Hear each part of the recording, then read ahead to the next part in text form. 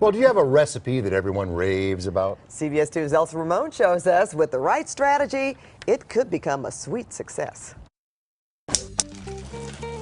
Meet Elizabeth Tosh, a.k.a. the Brunette Gourmet, a caterer with a sweet talent for baking. My fruit cobblers are a favorite. Like so many creative cooks, she's been told she needs to open her own shop, and she agrees. My aspiration is to be able to market them all. Rachel Shore receives the same kind of encouragement from fans of her unique, dairy-free, sugar-free frozen desserts.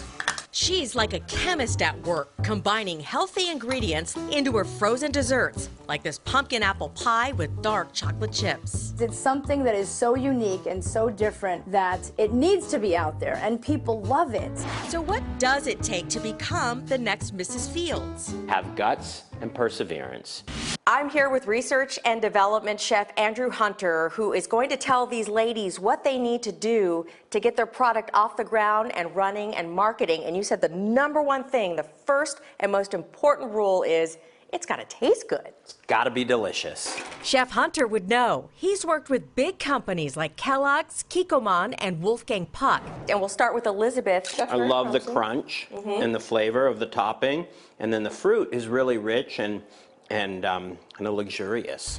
Chef Hunter's recipe for success? Focus on one product. In Elizabeth's case, the cobblers. He suggested she market 4 flavors, tried and trues like apple and peach, and a couple of seasonal flavors to shake it up. So what you want to do is you want to create an opportunity for people to say, gosh, I want to buy those cobblers.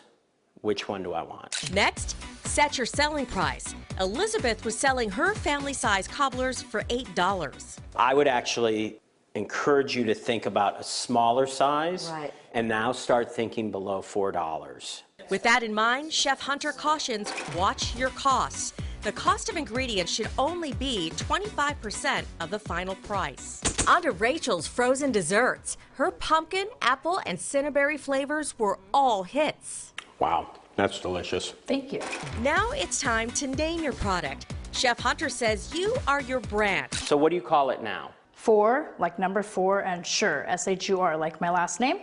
So I can say for sure it's vegan, for sure it's healthy. How about for sure it's a frozen dessert? You know, I gotta know what's in there, right? The chef's last recipe for success? Turn to family and friends to help fund your budding business. Start locally at farmers markets and hand out samples. You gotta get them to try it, and once they try it, I'm confident that they would say, yeah, I'll buy that. All right, Chef Andrew, last bit of advice for these ladies. Have a 5-year plan. You're gonna be doing something in 5 years. Let's make sure it's building your company.